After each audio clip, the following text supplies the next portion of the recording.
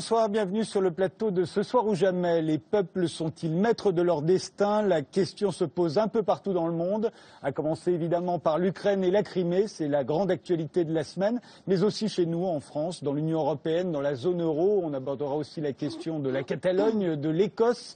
Alors pour en débattre ce soir, Elisabeth Guigou, vous avez été ministre des Affaires européennes, ministre de la Justice, ministre de l'Emploi et de la Solidarité. Vous êtes aujourd'hui présidente de la Commission des Affaires étrangères de l'Assemblée nationale. Vous êtes rendue place Maïdan pendant les manifestations et vous étiez hier encore à Berlin pour les négociations sur les sanctions européennes contre la Russie. Votre nouveau livre, L'Europe, les défis de la première puissance économique, sortira le 2 avril prochain. Andreï Kourkov, vous êtes en France le plus célèbre des écrivains ukrainiens, l'auteur du Pingouin, du Caméléon, de L'étier de nuit, du Jardinier d'Otchakov.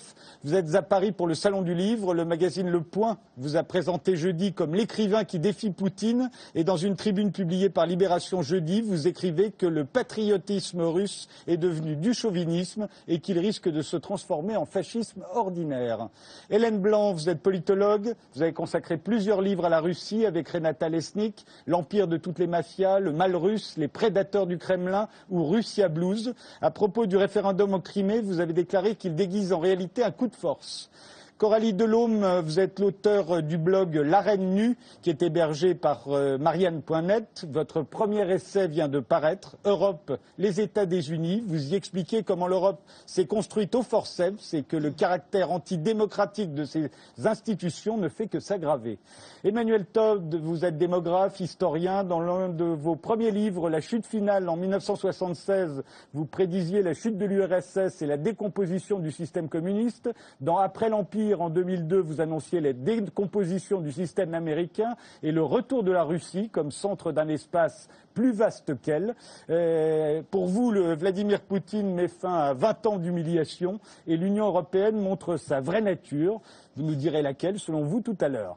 Jacques Sapir, vous êtes économiste, vous êtes un spécialiste de l'économie russe et des questions stratégiques. Vous enseignez d'ailleurs à l'École économique de Moscou et à l'École des hautes études en sciences sociales à Paris. Vous êtes l'auteur de La transition russe 20 ans après, coécrit avec de célèbres économistes russes, mais aussi de Faut-il sortir de l'euro. En début de semaine, vous étiez en Russie quand ont eu lieu les événements qui nous occupent ce soir. Et pour commencer, le référendum en Crimée. On va regarder ça tout de suite. Alors pour vous, Jacques Sapir, c'est le droit des peuples à disposer d'eux-mêmes qui s'est exercé en Crimée. Il faut savoir que dans le droit international, il y a deux principes contradictoires. Le principe de l'intangibilité des frontières et, évidemment, le droit des peuples à disposer d'eux-mêmes. C'est une contradiction qui est connue depuis maintenant très longtemps. Le problème, c'est que la seule solution, c'est la légalité interne. Or, il n'y a plus de continuité constitutionnelle en Ukraine depuis le 22 février, ce que d'ailleurs les différents pays européens et les États-Unis ont reconnu en qualifiant ce qui s'est passé en Ukraine de révolution. Une révolution, c'est bien la fin de la continuité constitutionnelle. Et donc, de ce point de vue-là, on n'est plus dans si vous voulez, en capacité de dire si le référendum est légal ou illégal. Donc, il faut reconnaître que seul le droit des peuples à disposer d'eux-mêmes s'applique. Elisabeth Guigou, vous êtes évidemment en désaccord? Je ne suis évidemment pas d'accord avec ça. Nous considérons que ce référendum est illégal. Pourquoi? D'abord parce qu'il ne s'est jamais produit depuis la fin de la Deuxième Guerre mondiale qu'une région d'un État unitaire, sans l'accord de cet État unitaire, puisse être détachée et annexée par un autre État unitaire. Ça ne s'est jamais produit. Donc le parallèle avec le Kosovo ne tient pas une seconde, puisque dans le cas du Kosovo, il y avait eu une guerre, il y avait eu un processus d'une dizaine d'années aux Nations Unies, une résolution des Nations Unies qui envisageait la modification du statut juridique, donc avec l'accord de la Russie, et ensuite, ce n'était pas une annexion. Il y a eu une sécession, c'est vrai, mais pas une annexion. Donc, ce référendum à nos yeux est illégal et je ne retiens pas l'argument de M. Sapir parce que la Constitution, le retour à la Constitution de 2004, voté par la Rada, par le Parlement ukrainien, à une majorité écrasante de 331 voix sur 450, c'est-à-dire plus de 70%. Elle est parfaitement légale. Il se trouve que c'est à la suite d'un basculement de la majorité d'une partie des partisans de M. Yanukovych, qui entre-temps avait pris la fuite d'ailleurs, qui a fait que ce retour à la Constitution de 2004 a pu être voté. Donc il y a bien eu, de toute façon, de la part d'un Parlement souverain, le retour à une Constitution parlementaire. Donc pour nous, il n'y a pas de rupture constitutionnelle, il y a au contraire une continuité. Andrei Kourkov, qu'est-ce qui s'est passé pour vous? Oui, le Parlement ukrainien reste légitime et travaille parce que la majorité est là. Et je ne peux pas imaginer comment on peut appeler l'occupation d'une région par un autre pays l'occupation légitime. Parce que s'il y a 20 soldats avec des armes à feu, et après ils sont arrivés, le référendum est organisé, et il y a 2,5 millions de bulletins imprimés pour 1,5 million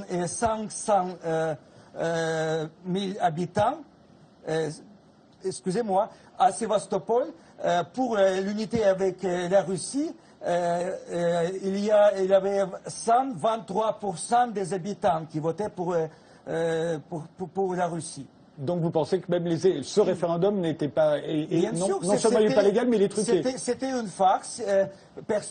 Il n'y avait pas de reportages de télé aussi sur la télé russe, des régions populées par les Tatars de Crim, 300 000 Tatars de Crim qui ne veulent pas devenir encore une fois les citoyens de la Russie, parce qu'ils étaient déjà déportés pendant le Staline en 1943 ou 1944. Ils sont revenus. Le territoire, au début, était le territoire, le Crimée appartenait à la Turquie. Après, c'était le royaume de Tatars de Crim protégé par la Turquie. Était déjà, après la Crimée, annexée par la Catherine la Grande. Et en 1954, passé de la Russie en Ukraine. Oui, on a dit que c'était un cadeau de Khrouchtchev. Oui, c'était un cadeau de Khrouchtchev. Donné la Crimée à oui, parce que Crimée n'était jamais attachée à Russie. Crimée reste attachée vraiment à Ukraine et reçoit l'eau potable, l'électricité, le gaz, la transportation d'Ukraine propre. Emmanuel Todd.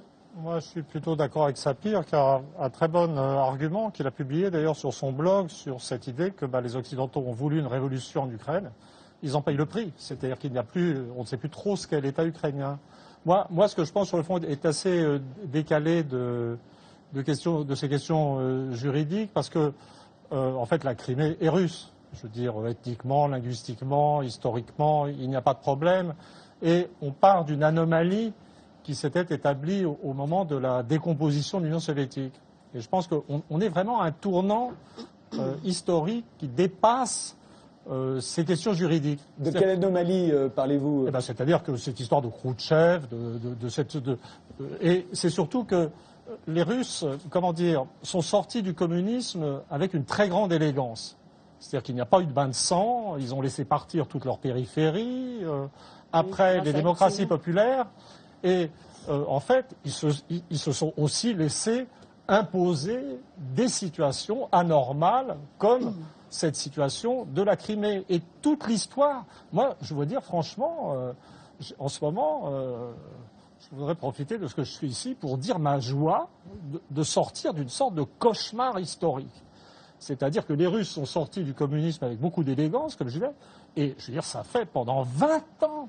Je veux dire, ils ont tout pris dans la gueule, ils ont été humiliés, méprisés, diffamés dans la presse.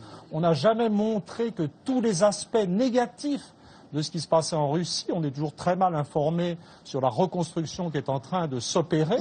Donc vraiment, ils ont été en situation de faiblesse, de refoulement. On a amené l'OTAN à leurs frontières. Et là, ça y est, on est en train, en fait, la Russie se reconstruit. Et on est en train de redevenir dans un monde normal. Ça n'est pas que j'apprécie particulièrement le régime de Poutine. Et personnellement, honnêtement, dans un contexte de pourrissement européen, mes loyautés personnelles sont plutôt en train de revenir du côté du monde anglo-américain. Donc que les choses soient très claires. Ça n'est pas du poutinisme, etc. Mais vraiment, j'étais heureux pour les Russes. voyez, ces pauvres Criméens qui étaient forcés de vivre dans cet État en décomposition Pardon ukrainienne. de vous interrompre, mais en 91, quand il y a le référendum Oui. en Ukraine pour la dépendance de Oui. l'Ukraine vis-à-vis de l'Union soviétique... Non, il n'y a pas de référendum. Il n'y a pas de référendum. Il n'y a pas eu de référendum? Non, il n'y a pas eu de référendum. Et les Criméens... Si, si, il y a eu un Il y a référendum. 2 fois. Non, Et les Criméens, pardon, juste pour finir, les Criméens ont voté. Il y a eu un référendum sur l'Union, et dans ce référendum, 3 pays ont voté contre, ce sont les 3 pays baltes, et c'est pour cela qu'ils sont sortis immédiatement de l'Union et qu'ils n'en font pas partie de la CEI.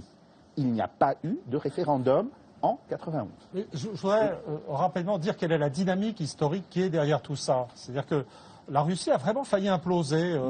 Jacques avait fait un bouquin vers 96-97 sur la dissolution du système. Les Américains ont espéré faire péter la Russie. Et il y a eu une époque, effectivement, où tout le monde voulait fuir. Peut-être même les Russes de la périphérie. Et là, ce qui s'est passé dans les 10 dernières années, je dirais, c'est une remontée. C'est pas simplement économique. Je relisais hier un article sur l'évolution de la démographie russe. On disait moribonde, etc. L'indicateur de fécondité a remonté. La mortalité, qui était dramatique, s'est mise à baisser. Les phénomènes de violence, la culture russe est très violente, probablement avant le communisme même. Mais là, l'homicide, l'alcoolisme, tout ça est en baisse. Et en fait, ce qui est en train de se passer là-bas, c'est que la Russie redevient attractive. C'est ça le problème de l'Ukraine. C'est que l'Ukraine est en faillite et la Russie redevient attractive, et pas simplement pour des raisons de nationalisme. C'est parce que la Russie, dans cette sphère qui essaie de se reconstruire, redevient un pôle d'ordre, de sécurité, de reconstruction. Les gens parlent autant de leur retraite en Crimée, qui seront vraisemblablement payés s'ils reviennent dans le système russe, que de nationalisme. Donc il y a vraiment une sorte de dynamique historique de très longue période, et je pense que ça n'est que le début, en fait. D'autant plus que de l'autre côté, l'Europe, qui était censée absorber l'Ukraine, est elle-même en décomposition. Oui. D'abord, l'Europe n'a jamais cherché à absorber l'Ukraine, déjà. En tout cas, moi, je suis absolument contre ça.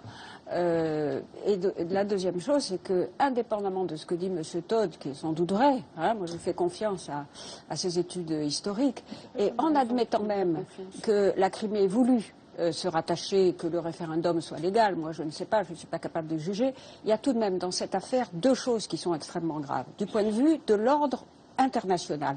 D'abord, si on admet qu'un État comme ça peut faire sécession et être annexé par un autre État, il n'y a plus de frontières internationales. C'est ce que disait l'Europhobie. Oui, bien sûr, et c'est ce que disent tous les Européens, et ça c'est très grave. D'ailleurs, la meilleure preuve que c'est très grave, c'est que même la Chine, qui avait soutenu la Russie aux Nations Unies lorsqu'il y avait cette insurrection, là, sur l'annexion terminée, la Chine a pris ses distances, et même le Kazakhstan, le silence du Kazakhstan est absolument assourdissant. Or, le Kazakhstan est à l'origine même de l'Union eurasienne voulue par M. Poutine. L'union douanière, en fait. Voilà, c'est une union douanière dans laquelle il voulait inclure l'Ukraine, et c'est ça qui a provoqué le bon. Donc, si vous voulez, ça c'est la première chose qui est extrêmement grave. Il n'y a plus de frontières internationales qui tiennent. La deuxième chose, c'est qu'en 1994, il y a eu un accord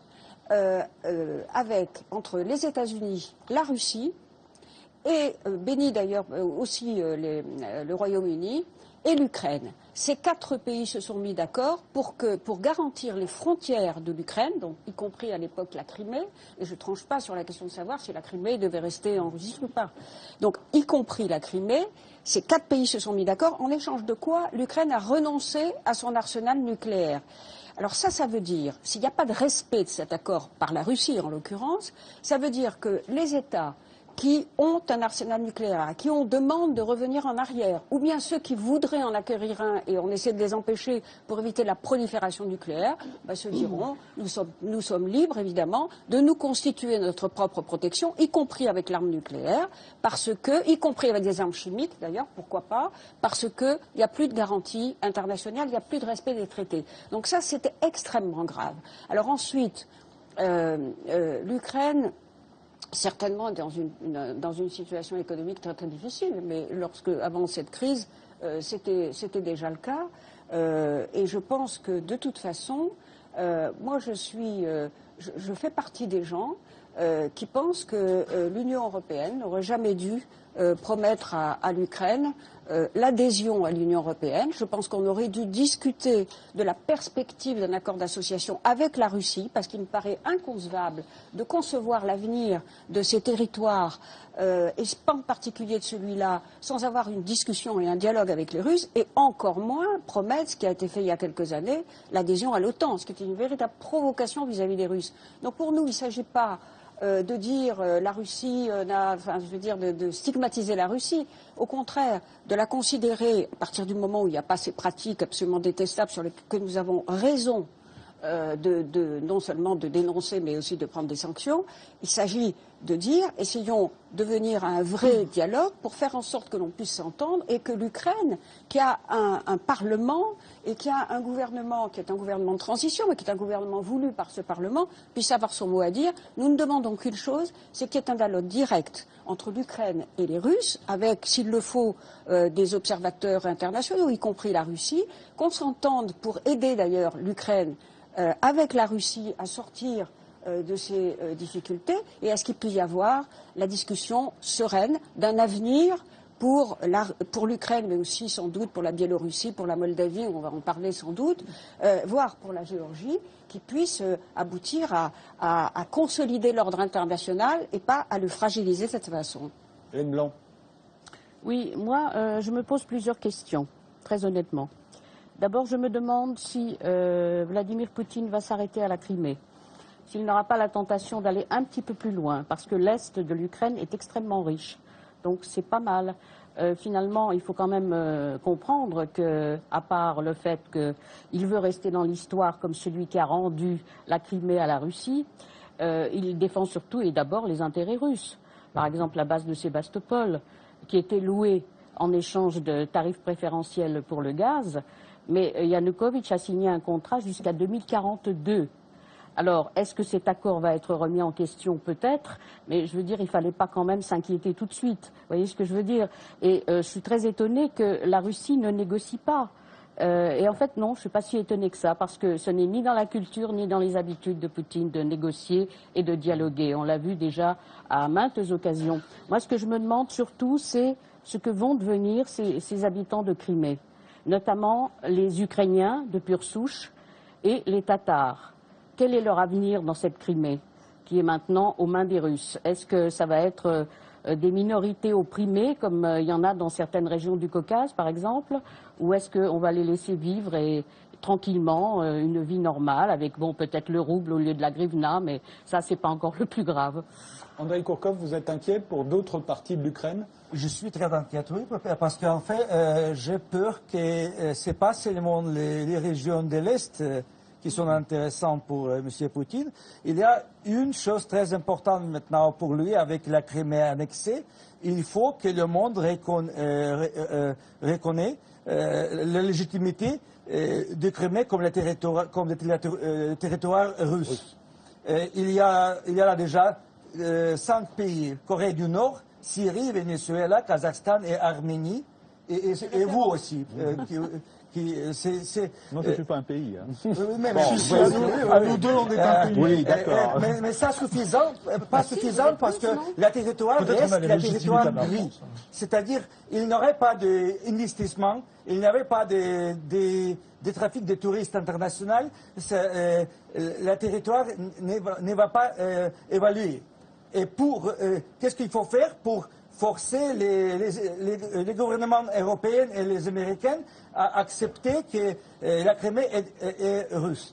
Il faut faire que le gouvernement ou le président ukrainien signe un accord avec Poutine, qu'il accepte l'annexion de Crimée, et ça sera un accord de coopération, d'amitié nouveau, mais pour ça, il faut remplacer le gouvernement, il faut placer son président à Kiev, et ce n'est pas possible de faire sans la guerre civile on peut provoquer ça très facilement, et après occuper Kiev, remplacer les gens avec le ciel, signer l'accord, Et s'il y a l'accord entre l'Ukraine et la Russie à propos de la Crimée, on peut dire que Angela Merkel, François Hollande et les autres diront oui, c'est bien. Maintenant, c'est fini parce que la Russie et l'Ukraine sont encore une fois les amis et c'était un petit bagarre.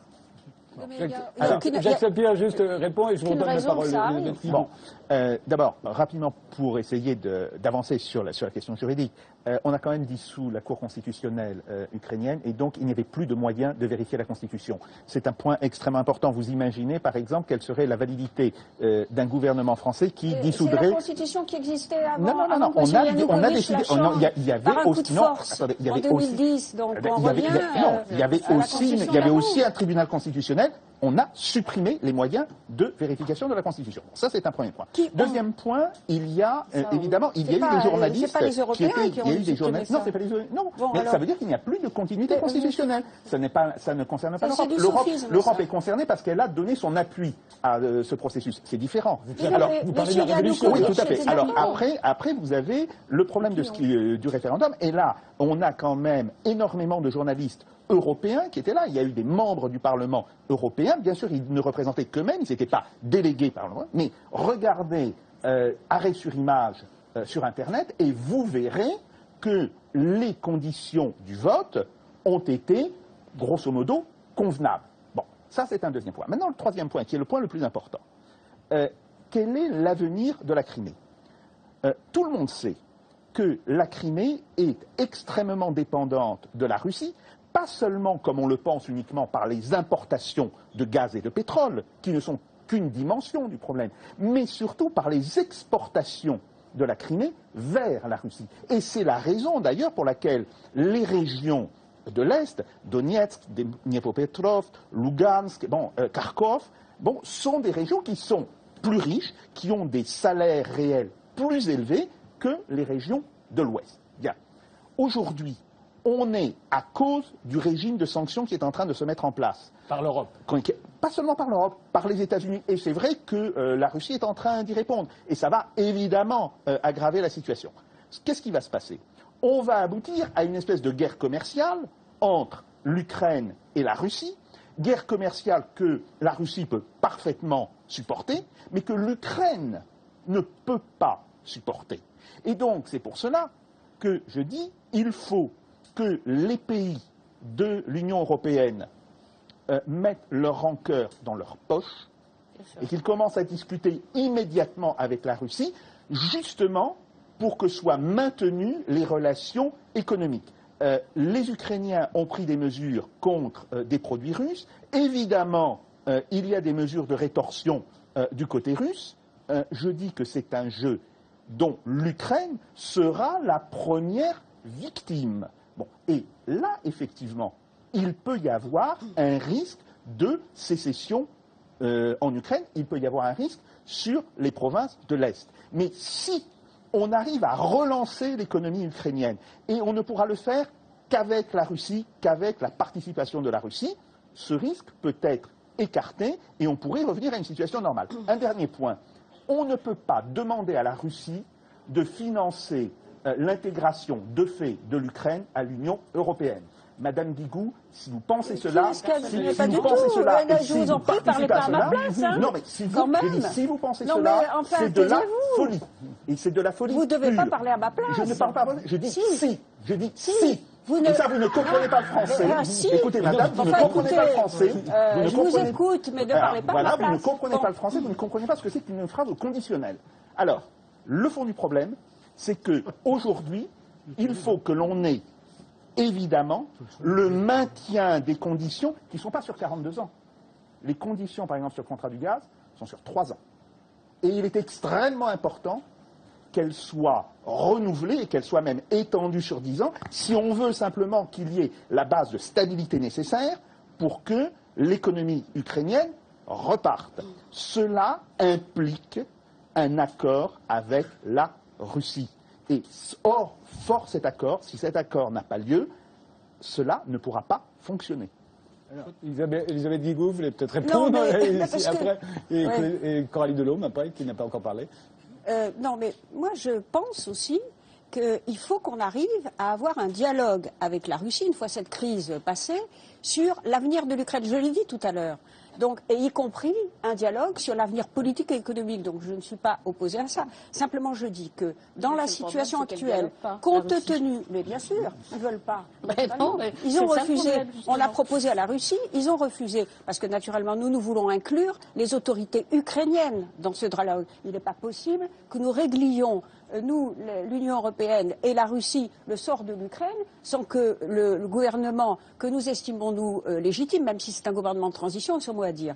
Donc on revient sur la question, sur la vraie question, qui est celle à court terme. Comment débloquer cette situation? D'abord, il faut qu'il y ait des élections du 25 mai, qui sont des élections présidentielles. En Ukraine. Hein. En Ukraine. Donc qui ne concerneraient plus la Crimée. Puissent avoir lieu, bien entendu, pour pouvoir consolider cette légitimité, que le peuple ukrainien ait son mot à dire. Moi, je souhaiterais qu'elle soit suivie par des élections parlementaires. Et ce qui est très important, c'est qu'on se mette d'accord et qu'on veille. Et nous avons demandé qu'il y ait des observateurs qui soient là, y compris des Russes, donc des observateurs de l'OSCE, pour qu'il n'y ait pas de doute sur ces élections. Nous voulons inclure les Russes tout le temps. C'est eux qui ne veulent pas parler avec les Ukrainiens. Et de façon à ce qu'il puisse y avoir un président qui ne soit pas un président par intérim, un gouvernement que d'ailleurs... Mais pardon de vous interrompre, les Criméens ne voteront pas dans cette élection. Non mais attendez, la Crimée, nous n'avons certainement pas l'intention de reconnaître l'annexion de la Crimée. Ça c'est absolument certain. D'ailleurs vous avez dit dans quelles conditions ça pouvait être fait. Et nous avons pris des sanctions par rapport à cette annexion. Mais nous disons maintenant... ce qu'il faut pour éviter que, effectivement, ça se dégrade encore plus, c'est-à-dire qu'il y ait une possible invasion des frontières Est, une possible scission que nous voulons éviter aussi de ce pays, un renouveau économique et politique de l'Ukraine, car nous le souhaitons ardemment, là, il faut des discussions. Et nous disons simplement que, parce qu'il y a une inquiétude fondamentale, il y a une inquiétude sur la Transnistrie qui est une région de Moldavie, il y a l'inquiétude évidemment des pays baltes, nous disons simplement, si jamais le président russe allait plus loin, il a dit qu'il ne le ferait pas, tant mieux, espérons. S'il allait plus loin, à ce moment-là, il y aura des sanctions lourdes et des sanctions économiques. Mais nous, ce que nous souhaitons, car nous maintenons les voies ouvertes au dialogue, Laurent Fabius parle très souvent à Lavrov, le président Hollande et Mme Merkel à M. Poutine. Donc nous ne demandons qu'une chose, c'est qu'il puisse y avoir cette inclusion. Et nous sommes exigeants vis-à-vis du gouvernement de transition en Ukraine, à qui nous disons plusieurs choses. Premièrement, vous devez inclure, s'il y a des discussions avec les Russes que nous souhaitons, vous devez inclure le parti des régions qui n'est pas dans le gouvernement, parce qu'il n'a pas voulu y être. Hein. Il doit y avoir tous les partis politiques.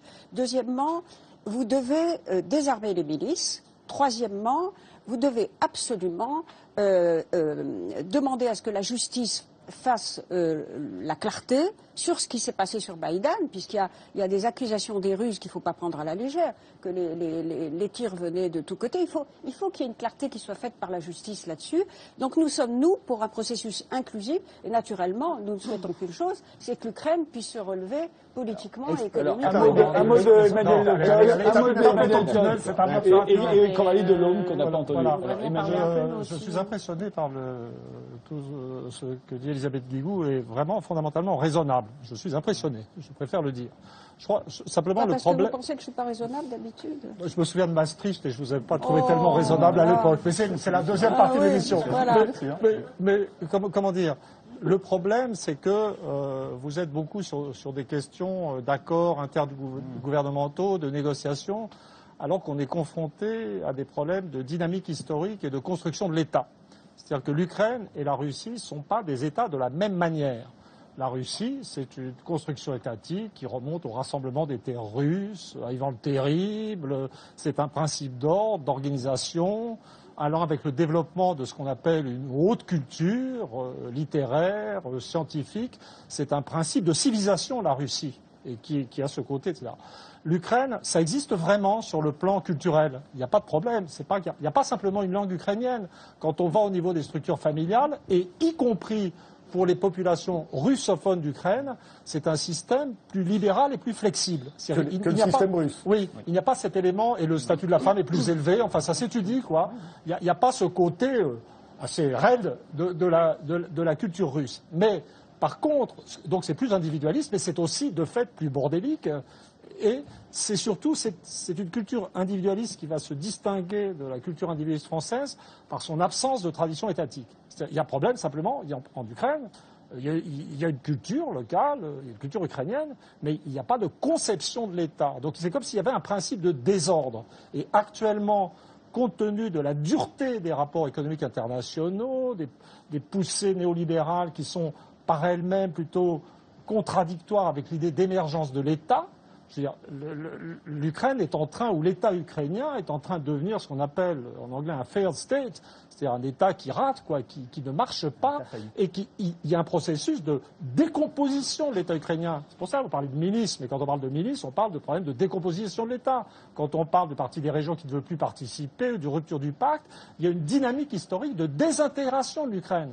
Donc le problème, c'est pas du tout ce que va faire Poutine. Poutine peut très bien dire bon bah ça va comme ça, j'ai fait un gain, je suis populaire et je ne veux pas rentrer en Ukraine orientale. Mais le problème, c'est que les populations de Kharkov, de Donetsk, etc., qui n'en peuvent plus de ce désordre ukrainien qui s'aggrave, avec l'émergence de partis d'extrême droite absolument difficiles à décrire, je veux dire qu'eux veulent retrouver la Russie. Je veux dire, le problème, c'est qu'on se demande à un moment donné si Poutine pourra résister à ça. Donc le dilemme pour l'Europe, il est très simple. Peut-être qu'on peut faire quelque chose, mais ce n'est pas signer des papiers, c'est injecter des centaines de milliards dans l'économie ukrainienne. Et dans l'état de l'Europe, c'est tout à fait... Donc vous voyez, c'est au-delà des accords. Il y a une sorte de dynamique historique qui nous emporte. Moi, je suis assez pessimiste, en fait, pour ce qui vient, mais pas du tout pour des raisons de calcul stratégique de Poutine. Coralie Delhomme. Alors moi, je suis assez contente d'être venue ce soir parce qu'il a fallu que je vienne pour comprendre que tout le monde était d'accord et favorable à un dialogue avec la Russie. Pour l'instant, j'ai pas tellement l'impression qu'on leur ait proposé ça. Au départ, il faut quand même se souvenir qu'on a proposé, l'Union européenne a proposé à l'Ukraine un accord d'association. C'est ça qui a mis le feu aux poudres, sans en parler avec la Russie. Aussitôt que le gouvernement ukrainien a changé, on s'est précipité pour le reconnaître, puis on lui a reproposé le même accord d'association, qui a été plus ou moins signé, enfin, quand on lit dans la presse aujourd'hui comment ça s'est passé, plus ou moins en catimini, parce qu'on a quand même un peu honte. Bon. Et par ailleurs, tout le monde semble être d'accord là pour dire il faut éviter l'explosion de l'Ukraine, il faut dialoguer avec les Russes, etc. Pour l'instant, moi je trouve qu'on l'a pas tellement présenté comme ça. Et ce qui a été présenté, enfin moi ce que j'en sais, je l'ai su à travers la presse, c'est qu'en gros on était prié de choisir son camp entre d'une part être pro-Maïdan, ce qui signifiait être pro-Occident, finalement pro-occidental, ou être pro-russe. Soit on était pro-Poutine, soit on était pro-Occident. Bon, alors, sans parler d'être pro-Poutine, moi je suis tout à fait d'accord avec le fait qu'il faille discuter avec la Russie. Ça me paraît un peu l'évidence. D'un autre côté, être pro-Maïdan, ça voulait dire être pro-Occident. Alors il y a eu toute une propagande, moi j'ai suivi ça sur les réseaux sociaux, sur le thème l'Occident, la démocratie, etc., les droits de l'homme. Bon, moi la notion d'Occident, c'est un truc que je comprends plus aujourd'hui. Ça me paraît anachronique un peu la notion d'Occident. On comprenait ce que c'était l'Occident au moment de la guerre froide, mais on n'y est plus. L'Occident, c'était les États-Unis et l'Europe de l'Ouest.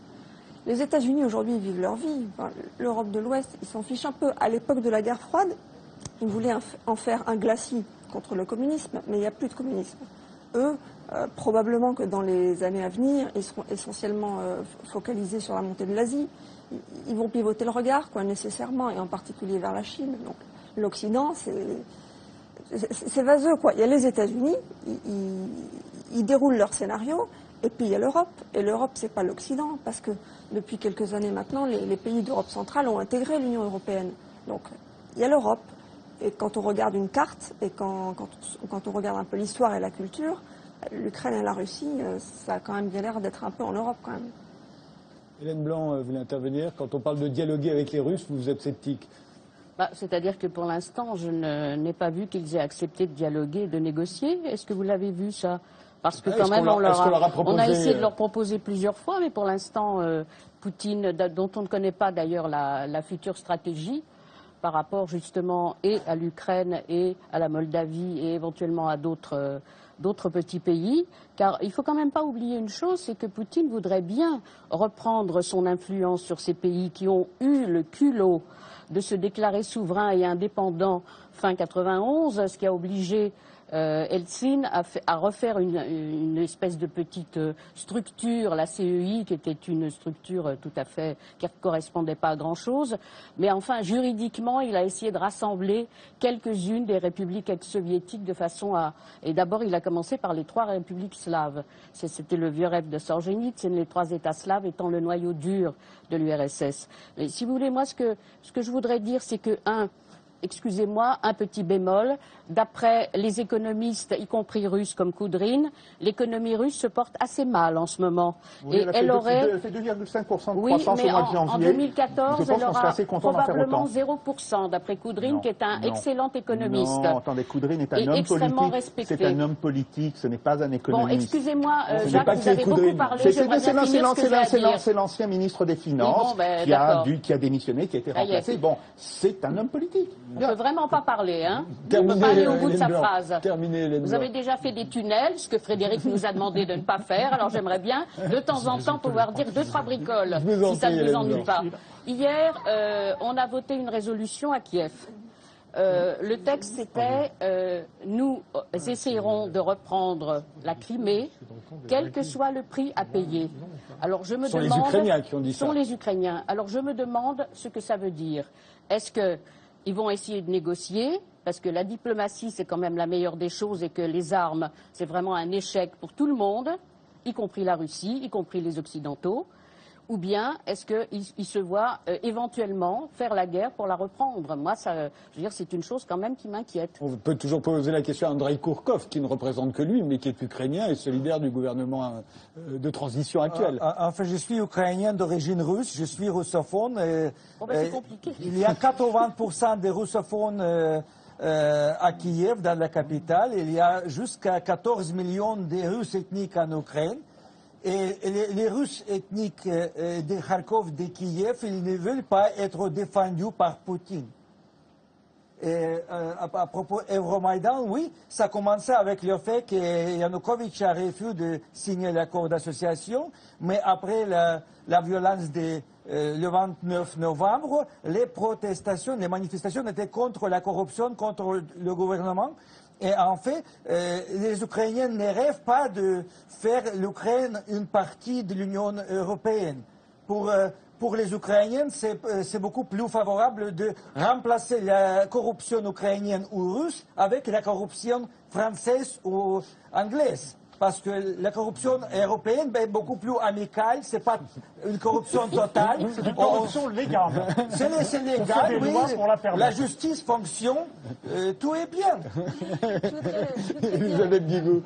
Non, je voudrais dire qu'il y a un point sur lequel je suis d'accord avec vous, madame, c'est que moi je pense que l'Union européenne a commis une vraie faute en négociant un accord d'association avec l'Ukraine sans avoir une discussion avec la Russie. Je pense que c'était une erreur.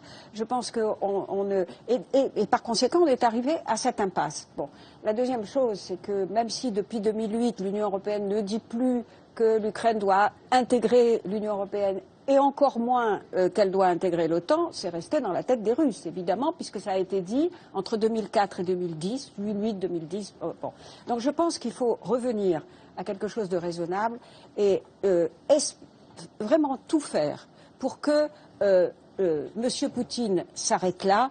Deuxièmement, j'ai observé